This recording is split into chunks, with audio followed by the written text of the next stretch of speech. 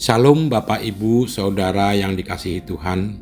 Senang menjumpai saudara-saudari sekalian dalam sapaan gembala dan renungan harian dengan tema Merdeka untuk Memilih. Sebelum kita merenungkan firman Tuhan, mari kita berdoa terlebih dahulu. Bapa Surgawi, kami mengucap syukur atas anugerah kehidupan, damai, sejahtera, dan sukacita yang Tuhan berikan dalam hidup kami. Kami mengucap syukur atas kesempatan yang Tuhan berikan bagi kami untuk kami boleh membaca firman Tuhan dan merenungkannya. Tuntun hati dan pikiran kami Tuhan, agar kami boleh mengerti maksud dan kehendak Tuhan, serta dimampukan untuk melakukannya. Dalam nama Tuhan Yesus kami memohon. Amin. Renungan kita kali ini diambil dari Kejadian 3 ayat 1-7. Saudara-saudari bisa membacanya sendiri secara pribadi. Namun yang akan menjadi fokus perenungan kita saat ini terambil dari Kejadian 3 ayat 3. Tetapi tentang buah dari pohon yang ada di tengah-tengah taman, Allah berfirman, "Jangan kamu makan ataupun sentuh, nanti kamu mati." Saudara yang dikasihi Tuhan, pernahkah saudara mendengar atau membaca sebuah peringatan atau warning dalam kehidupan keseharian kita?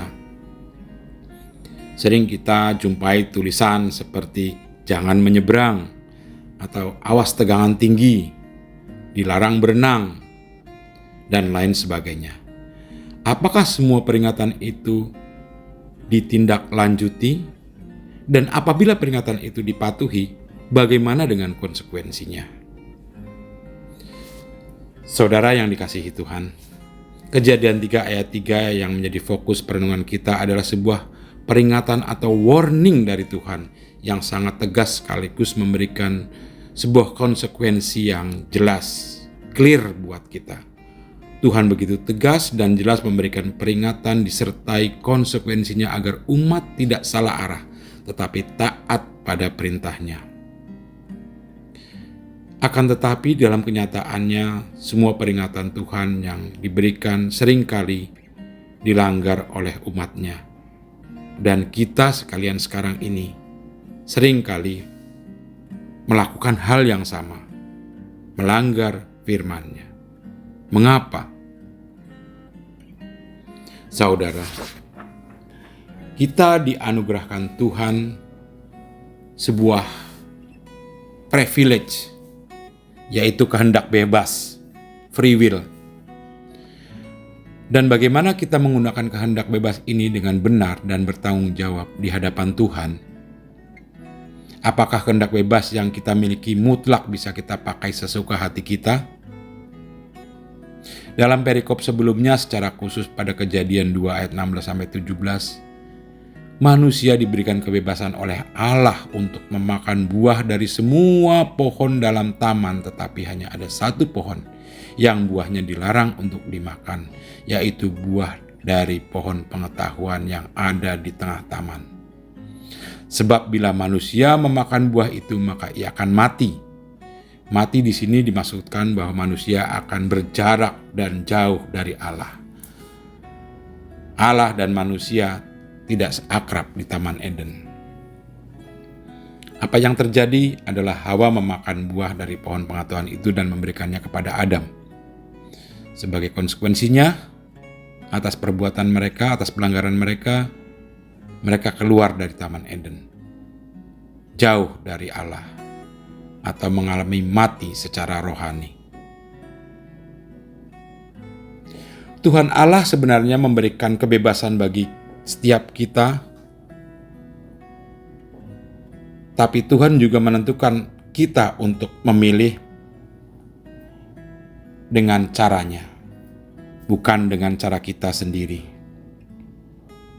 Walaupun kita diberikan kehendak bebas untuk memilih, namun Tuhan ingin mengarahkan kita dan tidak membiarkan kita memilih sesuka hati kita yang pada akhirnya bisa salah memilih.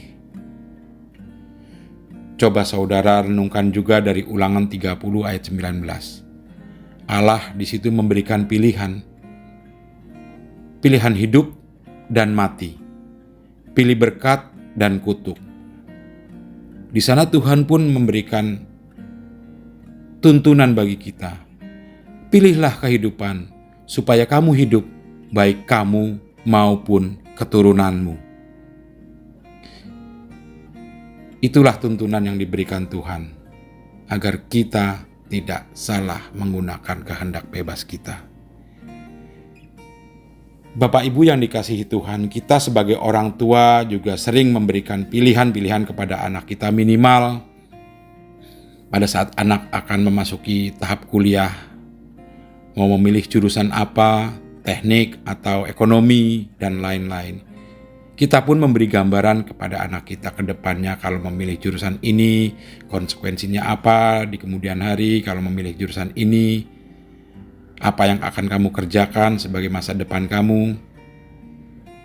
Minimal kita sebagai orang tua memberikan gambaran-gambaran.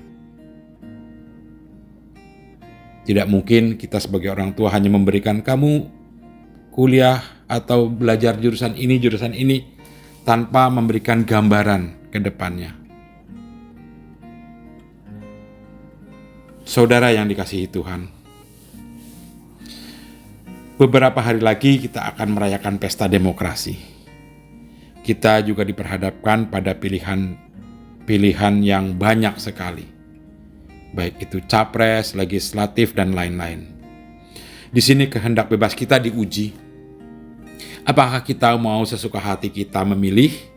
Apakah kita memilih karena keuntungan pribadi, misalnya mendapat materi, uang, atau ikut kata orang, atau ikut kira-kira bakal calon yang akan menang, atau suka dengan calon tertentu dengan alasan yang tidak relevan dengan tujuan pemilu itu sendiri. Yang penting memilih, selesai urusan. Atau tidak perlu memilih juga tidak apa-apa, toh sama saja. Hidup saya yang bertanggung jawab. Memang orang yang saya pilih akan peduli terhadap saya jika saya sakit atau perlu pertolongan. Saudara-saudari yang dikasihi Tuhan, pergunakanlah kehendak bebas yang Tuhan berikan ini dengan tanggung jawab. Ya, minimal ada 3 kriteria yang bisa menjadi panduan kita dalam memilih nanti. Yang pertama, mari cari informasi yang valid,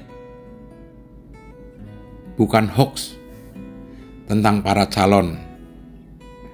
Baik itu rekam jejak, prestasi, visi dan misi, dan lain-lain. Yang kedua, kita pergumulkan dan pertimbangkan dengan akal sehat kita. Yang ketiga, kita membawa nama-nama yang akan kita pilih itu ke dalam doa. Apakah keputusan, pilihan yang saya tuju sudah benar seturut dengan kehendak Tuhan? Semoga Tuhan menolong kita dan memampukan kita untuk merdeka dalam memilih. Merdeka dalam arti bertanggung jawab, tanpa tekanan, tanpa paksaan, tanpa ikut-ikutan. Kita merdeka memilih seturut dengan kehendak Tuhan. Amin. Mari kita berdoa. Kami mengucap syukur Tuhan atas firman yang boleh kami renungkan pada saat ini. Kami diingatkan untuk bertanggung jawab atas kebebasan yang Tuhan berikan bagi kami. Kebebasan yang tidak sembrono, tanpa memikirkan konsekuensi dari kebebasan yang kami lakukan. Mampukan kami Tuhan untuk benar-benar memahami dan mengerti akan apa yang kami pilih dalam kebebasan yang Tuhan berikan bagi kami. Sehingga semuanya itu mendatangkan kebaikan, kemuliaan bagi nama Tuhan, dan membawa berkat serta kehidupan yang lebih baik di dalam kami sebagai pribadi, persekutuan, maupun sebagai bangsa. Di dalam nama Tuhan Yesus kami memohon. Amin.